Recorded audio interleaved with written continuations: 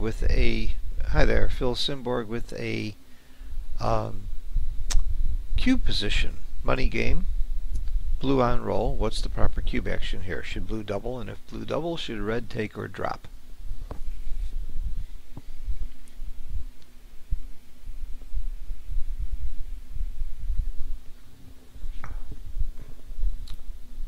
Alright, let's concentrate first of all on whether or not red should take or drop, because that really is the first thing you should be asking yourself. You should use Woolsey's law if you're blue and say, if I were red, is it right to take or drop this cube, and am I sure? Well, if you said drop, you're very wrong. It's a take. Think about what happens in this game if blue doesn't hit, if blue doesn't roll a 3. How many 3s does he have? There's 11 3s plus double 1 and 2 1. 14 numbers.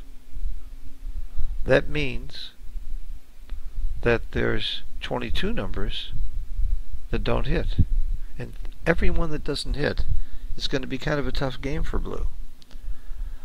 What happens when red gets hit? That's something that I was really foggy about, that David Rockwell opened my eyes on when we discussed this position earlier today. Let's pretend that blue rolls a 3-1. He hits with the 3 and leaves the 3 there to duplicate 3s and moves the 1 up, let's say. And red's on the bar.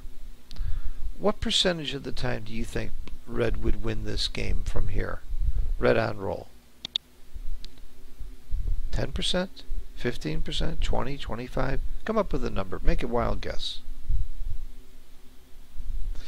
So this is where a lot of people fall short. Of course, it's easy to see when red doesn't get hit that he's got a decent game, but most people think, oh, when he gets hit it's disaster. Well, it's not disaster. Red still wins this game. Let's put red on roll. Red still wins this game about 20% of the time. 19.8, 20% of the time, red still wins this game. I grant you he gets gammoned a bunch, but there's still 20% winning chances after you get hit. That's some of the life after death. So let's go back to the original position. Now we've established that red is taking. Should blue double? Well, the first thing that comes to my mind is I know that a lot of people would drop this. That's a good reason to double, even if you don't think it's a double, even if it technically might not be a double. If you think you can get a bunch of drops, or if you're not sure it's a take, for sure it's a double. But let's say you're smart enough to figure out this really is a take, and for sure you're taking this cube. How do you decide whether to double or not? Well, market losers. You've got 14 market losers. When you hit, you've lost your market. Does anything else lose your market? How's double 5 do? That loses your market. Double 4, that would lose your market. Double 2, probably. So you got like 17 market losers. If you don't hit and he doesn't hit you, depending on what you roll, you might well lose your market that way too. What about anti-jokers? What about really bad rolls? Well, your worst rolls are rolls where you're forced to leave a shot. And your 6s, for example, the 6-4 is probably one of your very worst rolls. Let's just take a look and see what your worst rolls are. Analyze dice distribution. You can quickly see 6 is your best roll. 6-4, 6-5. Do I have the right guy on roll? No, I've got to have blue on roll. I'm sorry. Let's go back again. Analyze dice distribution, and your worst rolls, I said 6-4. 5-4 is also pretty horrible. 4-2, double 6. There's quite a few bad rolls down here, but only 5-4 and 6-4 really kill you completely, and there's quite a few other rolls that are pretty poor.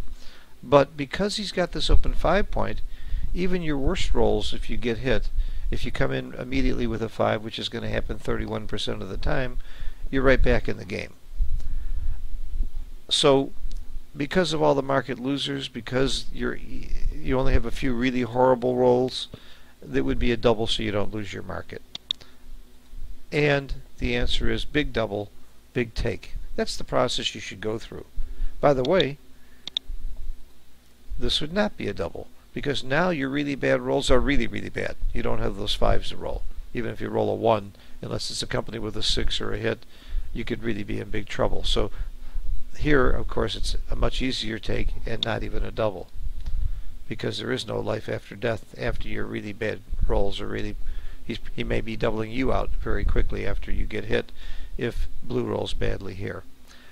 I thought it was a very interesting position. I can see why lots of people would make the mistake of dropping this cube, even though it's such a big, big take. It would be a 36% error to drop this cube, and it's going to happen a lot. Hope this was interesting and enlightening for you, and thanks for watching. Bye-bye.